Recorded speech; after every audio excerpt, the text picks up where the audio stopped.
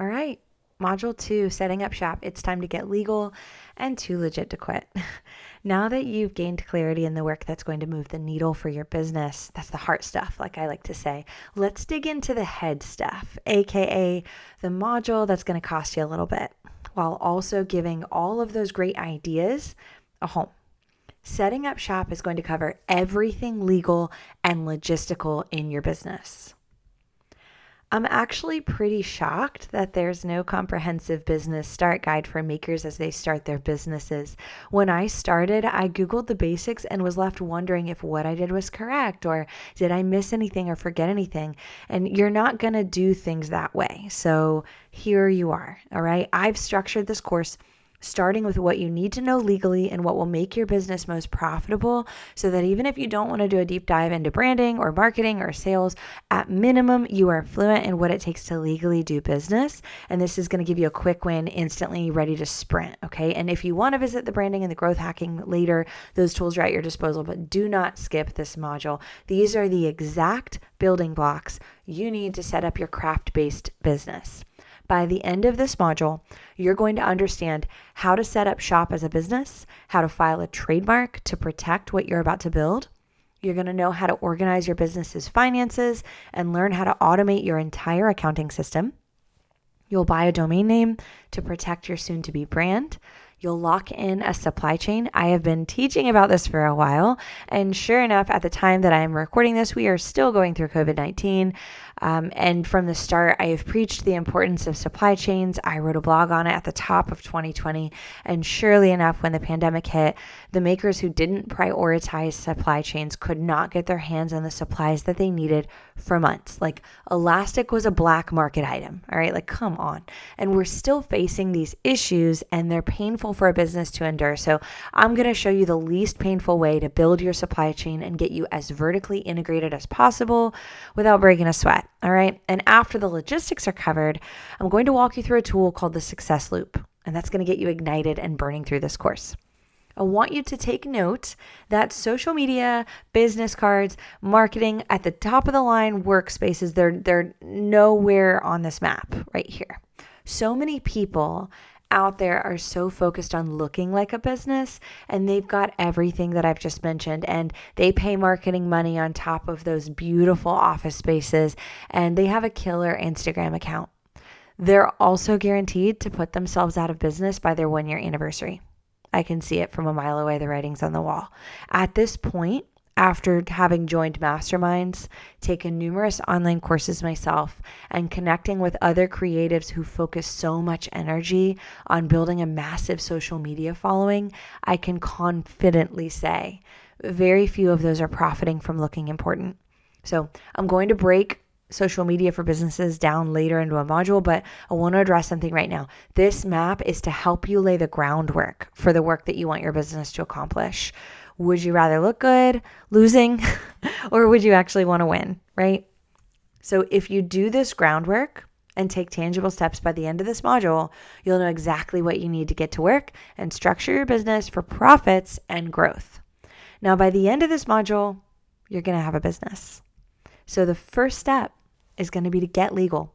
Let's get legal. This is something that I did do right, fortunately, and I can't even begin to describe how grateful I am that I did. Don't wait. Don't skip ahead. Do not pass go. If you're starting out, if you're just starting and you have not filed your business in the state that you're in, go ahead and do that. Unless you're taking this like at the end of the year, wait until January 1st because each year it always resets. All right. So go ahead, get legal. If it's the top of the year, let's go. All right. If you're not used to navigating government websites, be super careful that you're not accidentally paying a fraudulent company to set up an LLC for you. This is such an easy step. I wouldn't personally pay a premium and trust somebody else to do it correctly. In Tennessee, we just go to tnsos.gov. All you have to do is just navigate your way to your Secretary of State's government website, specifically for your state. Okay, so just Google your state name and then Secretary of State, and you'll end up on the correct page. You will find a section specifically for filing an LLC. Now search the business name that you'd like to use, make sure that it doesn't already exist, and pay your filing fee. My pro tip is to buy a PO box before you file, because this is something that I wish that I knew before I did it. I wish that I knew that the address associated with your LLC is considered your business address. Now, when you're first starting your business, many makers this is their home address. And so it unnerved me that for the first year of my business, because I hadn't actually moved into my workspace yet, my address, my personal address, was publicly listed on the Secretary of State's webpage. And so anybody could find it. If they Googled my company name, they could find my personal address. And so to avoid this, I would recommend it. I would get yourself a PO box first and then file your LLC. So next, once you've set up your LLC, the next step is to get an EIN. Go directly to irs.gov to get this. It shouldn't cost you anything. This is a free step. You actually don't even have to wait. Okay, you don't have to wait for your LLC to process to get it. This will be the most asked for number in your business. So save it on your desktop, save it on your phone, put it in your email, put it somewhere safe so that you can access it later, no matter where you are. It's going to come up and you're going to need it, and you're going to be really, really grateful that you have it saved all over the place. The last component of getting legal is to register with your state's Department of Revenue. Nobody told me to do this. This is going to take a minute, much like the LLC, but it's also what's going to set you up tax-wise each year. In Tennessee, it's called TNTAP, TNTAP, and that's what franchise and excise tax is. So to find out what platform yours is called for registering as a business, filing franchise and excise taxes each year, go back to your Secretary of State's website, choose the LLC option to find their list of resources. Don't skip out on this. I didn't even know that this was a thing when I first went into business. Nobody tells you this stuff. And so I ended up paying late fees like crazy for not filing at the end of that year. And the state won't send you any kind of reminder. They'll just fine you later for not knowing. And their automatic fine is $500. You have to go and you have to dispute it if you get one. And so it's a whole thing. Don't do it. All right. It's like the worst possible case scenario of customer service where you're calling and you have to call to be able to resolve something and there's nobody on the other side. So then you're writing letters and bringing them in person and no one will answer you. It's a nightmare. Don't do it. All right. So you want to go ahead, do those three things. You're going to get your LLC, you're going to get an EIN, and you're going to register with your state's Department of Revenue so that you can pay franchise and excise taxes. And once you've done these three things, hey, congratulations. I'm cheersing you with my wine slushie right now that I'm recording during a snowstorm. You officially have a legal business. Now, I first started my business on Etsy back in 2011. And while I haven't sold a thing on Etsy in years, I've kept that store open. Back in 2016, when I decided to go into business, I knew I wanted to trademark it. And around the same time that I filed my paperwork and used my Etsy store as an example of usage, because you have to prove that you're using it as a business to make money. And that dated all the way back to 2011. Someone on social media began using the phrase Music City Sewing.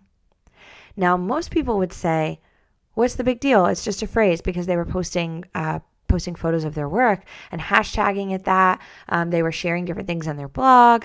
And the problem is, the problem is I was going to go into business using this name and they were posting their sewing work attached to the same phrase. And their work looked awful. So right as my business is launching, there's inferior work circulating local social groups on social media using the name of my business, which is bad for business. Now, had I not filed for that trademark, I wouldn't have been able to politely ask them to stop using the phrase in connection with their work. See, the U.S. Trademark and Patent Office, the USTPO, can have your back in a lot of other scenarios too. But a lot of folks skip this step because the application for trademarks is a massive headache. I won't lie to you. Yes, that paperwork is complicated, but it is not impossible. So I devoted 2 full days to understanding it and filing it myself. And several months later, when I got a call from the USTPO, which I was panicking as soon as they said that they were with the Trademark and Patent Office, I was panicking because I thought that they were calling me to tell me that I filled something out wrong. And I had read the part on the application where it said if you fill something out wrong, you're going to have to pay a fee to have it corrected. It's hundreds and hundreds of dollars. And they took a moment, like that wasn't it at all. They took a moment to say that my application was actually more correct than the lawyers who were paid by other individuals to file it out, like to fill it out for them. So there you go. It's not impossible. Like they just needed a specimen from me.